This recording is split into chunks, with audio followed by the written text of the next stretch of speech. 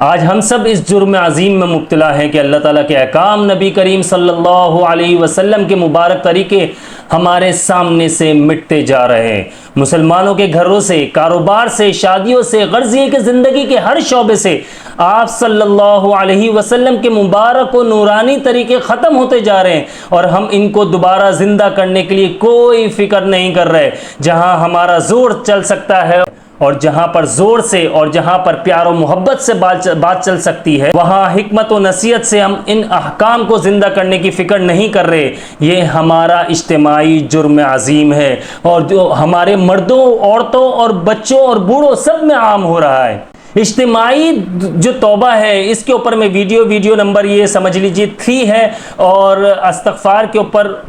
چل رہی ہے سیریز ہماری، اس میں آپ کو بہت فائدہ ملے گا۔ ویڈیو کو لازمی شیئر کر دیا کریں۔ میں ہوں آپ سب کا بھائی عبداللہ بن حمید۔ جس کا سب سے پہلا نقصان یہ ہو رہا ہے کہ موجودہ زمانے میں غیر مسلمز ہیں، وہ ان کا اسلام میں داخلہ رک چکا ہے۔ پہلے جیسے اگر دیکھا جائے تو لوگ جو مسلمان ہوتے تھے، اب بھی ہو رہے ہیں الحمدللہ، لیکن جیسے اگر دیکھا جائے پہلے لوگ جو مسلمان ہوتے تھے تو فوج در فوج داخل ہو جاتے تھے۔ بہت سارے لوگ ایک ساتھ اسلام میں داخل ہو رہے ہیں، اور اسلام کا بول بالا ہو رہا ہے، اسلام آگے بڑھ رہا ہے، اور اللہ تعالیٰ کا پیغام سنا رہے ہیں سب کو۔ ہمارے انبیاء جتنے بھی گزرے ہیں وہ اللہ تعالیٰ کا پیغام سناتے تھے، اللہ تعالیٰ کی بات جو ہے وہ اللہ تعالیٰ کے بارے میں، اللہ تعالیٰ وحدہ لا شریک ہے، ان کی بڑائی، اللہ تعالیٰ کی بڑائی بیان کرتے تھے۔ لیکن دیکھیں اب انبیاء کے بعد جو ہے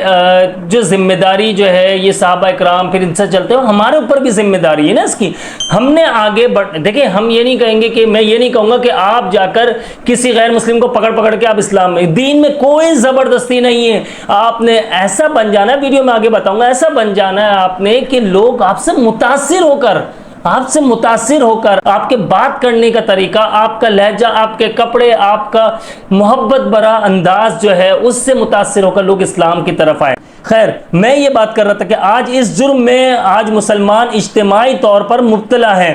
پہلے جس طرح سے لوگ بہت زیادہ اسلام کی طرف یعنی کہ تیزی سے مسلمان ہو رہے تھے، آج بھی ہو رہے ہیں لیکن کافی کم ہو رہے ہیں۔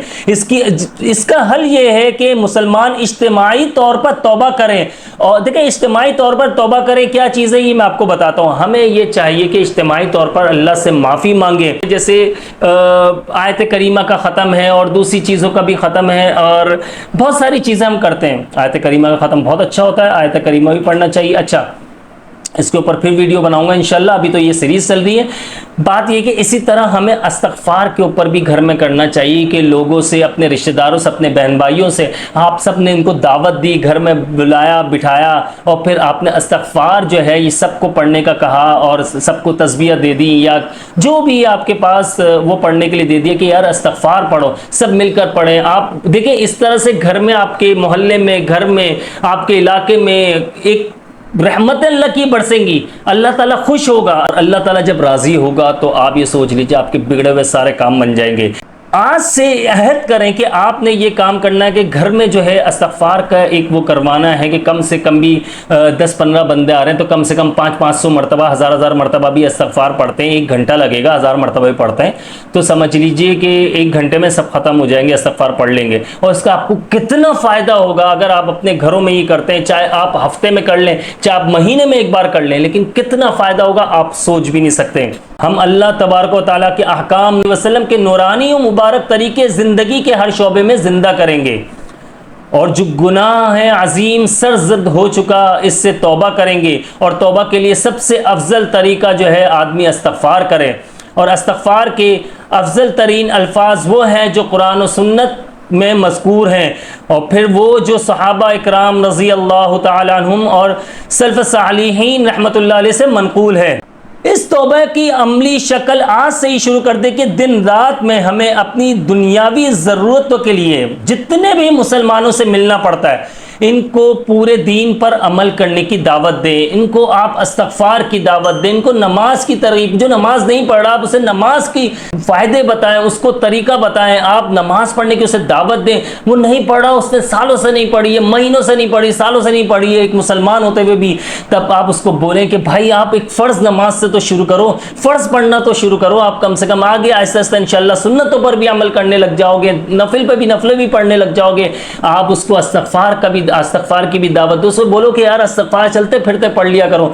فرض نماز کی دعوت دو اسے، آپ سوچ بھی نہیں سکتے اگر وہ آپ کی وجہ سے آپ کے بتائے ہوئے طریقے پر یعنی کہ وہ استغفار پڑھتا ہے یا پھر وہ نماز پڑھتا ہے تو آپ کو کتنا ثواب ملے گا، آپ کی دنیا تو بن رہی ہے آخرت بھی بن جائے گی۔ اور پورے عالم میں پھیلانے کی اس دعوت کو اپنی ذمہ داری سمجھ لیں کہ ہمیں یہ دعوت پہنچانی ہے، اس استغفار کا اور نماز کا تو لازمی لوگوں کو یہ پہنچائیں، اور اس دین کو پھیلانا ہماری ہی ذمہ ہے۔ اور جتنے بھی غیر مسلم سے ہماری ملاقات ہو، اپنے وہی میں نے کہا تھا جو میں آپ کو سمجھاؤں گا، یہ میں نے لکھ کر نوٹ کر کے رکھا ہوا اپنے پاس، ہمیں جتنے بھی ہم غیر مسلم سے ملاقات ہوتی ہے ہماری، تو ہم اپنے اخلاق سے، اب کردار سے اور اپنے صحیح معاملات سے، دیکھیں ہمیں اپنے معاملات سب سے پہلے صحیح کرنے ہوں گے، اپنا اخلاق اچھا کرنا ہوگا، زبان اچھی رکھنی ہوگی، ہمیں بات کرنے کا طریقہ آنا چاہیے، سلیقہ آنا چاہیے، ہمیں بات کرنے کا ہمیں ایک طریقہ ہونا چاہیے، آپ ٹھہر ٹھہر کے بات کریں، جو بات کریں سچ پر مبنی ہو، جھوٹ نہ بولیں، اور اپنے صحیح معاملات سے ان کو دین اسلام کی طرف دعوت بھی دیں۔ جب وہ آپ سے متاثر ہوں گے ظاہر ہے تو وہ پھر اسلام کی طرف آئیں گے، اور آپ یہ دیکھیں اس کا کتنا فائدہ ہوگا۔ اس تصور دھیان کے ساتھ اگر آج یہ غیر مسلم دنیا سے چلا گیا